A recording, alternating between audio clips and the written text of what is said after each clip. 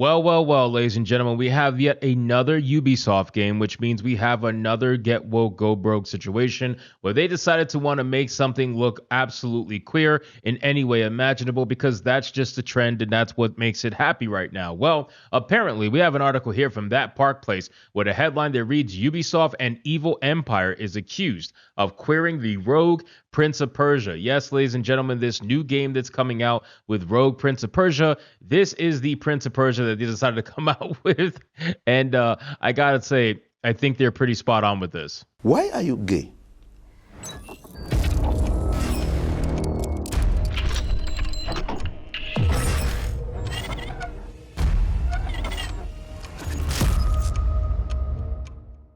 Now, again, ladies and gentlemen, let's stop being shocked by any of this stuff, right? And I keep saying this, and no matter how much I say it, you're going to have people in my comments saying, why are you shocked by this? And even though I literally say in the video, I'm not shocked by this at all, in the slightest. I'm not shocked over the fact that a woke-ass company like Ubisoft decided to make a trans-colored Prince of Persia character that is being accused of being queer. There's no need for an accusation. It is absolutely queer. This thing looks like what you would see at a drag event. Like this. Let's stop pretending. But let's get into this article, guys, from That Park Place. But of course, before we do, if you are new here, just consider hitting that subscribe button. I would greatly appreciate it and like the video to push us out into the YouTube algorithm.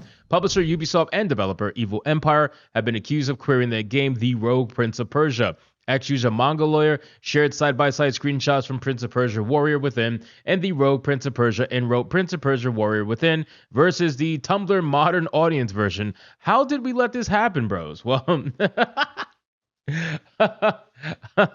when you look at the comparison, that's when it really gets bad. You know, like if you just, this is a hard fall from grace, man. It really is. But how did we let this happen? Well, quite simply, we let it happen because we let it happen. As stupid and simple as that sounds, that's just what it is. People didn't complain.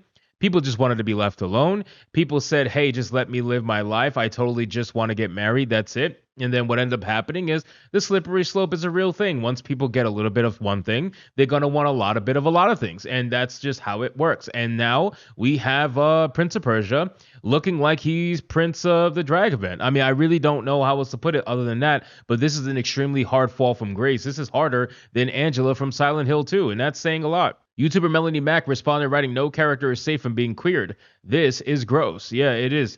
The idea that video game developers are queering their characters is not new. An alleged seasoned artist informed Sausage Roll back in 2020, amid the release of Naughty Dog's The Last of Us Part 2, that female characters were being designed to look more like men in order to placate adherents to transgender ideology. The artist stated it's not really about sexual objectification of women. Women, like men, come in all shapes and sizes. To say that having big busty women is unrealistic is untrue. This insider then added, this is only true for trans people. A trans woman can't naturally grow large breasts, and not all trans people can afford implants. If you see a game where the women are less curvy, it's not because the game designers are worried about receiving backlash for sexualizing women. It's because they are worried about offending the trans community. And that's something that I've been talking about for months, dude. Honestly, I've been saying since the beginning for a while now that they don't want to anger the trans community. All of this is for the trans gays. It has been and always will be.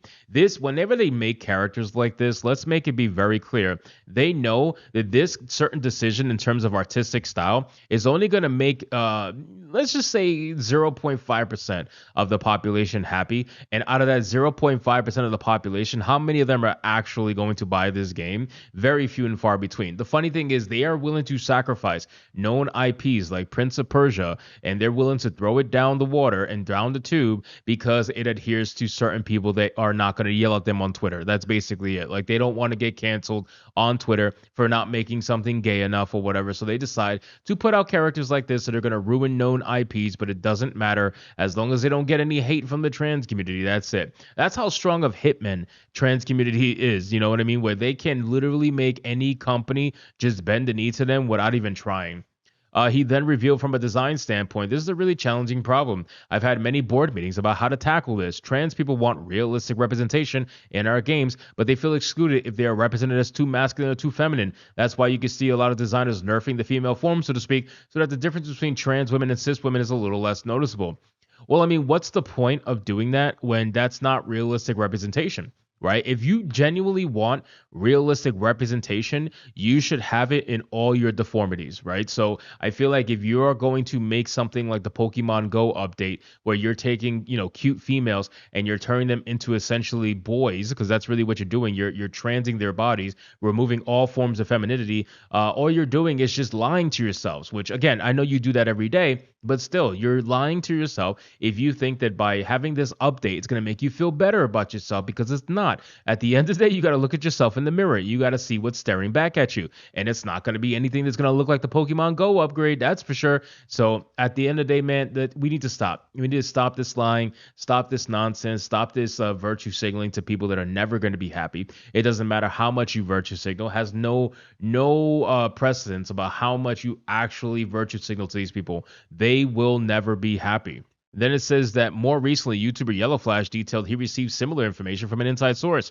He relayed, "I was told it was done to be ambiguous, to make everybody feel okay and included. They're purposefully trying to walk a line here so they don't offend queer people. That's what I was told. Now take that with a grain of salt."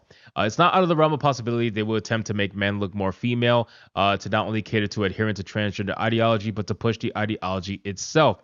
Evil Empire addressed the game's art direction in a video in May. The developer's marketing manager, Matt, detailed that the team was inspired by old Persian miniatures that were often used to illustrate books of Persian tales and are often said to have a dreamlike quality. The Rogue Prince of Persia is a tale that someone is recounting at the very beginning of the game. There is a narrator saying exactly this: "Let me tell you my story anyway." The story of a reckless young prince wanted to save the kingdom of Persia from the Huns, so it already seemed to be a good fit. Battle scenes, myths, and legends were the main scenarios depicted in these miniatures, so that was another tick in the box. On top of that, the painters were often supported financially by the royal family, and this is a game about Prince of Persia. So for us, that sense of nobility seemed to be a natural fit for the game as well. He continued, "When discovering those Persian miniatures, we were all charmed by how bright and colorful they were. They used clean colors, which you can clearly see in our art direction, were captivating. But these pieces of Persian art, while beautiful, don't have much sense of depth and are quite busy. When you're playing a game, even a 2D one, you need to be able to distinguish the foreground, background, and gameplay elements. So to counter this, and also probably because we have mostly French people on the team, we also drew heavy inspiration from Franco-Belgian Bandes Dessinis artists. Bandes Dessinis essentially means graphic novel."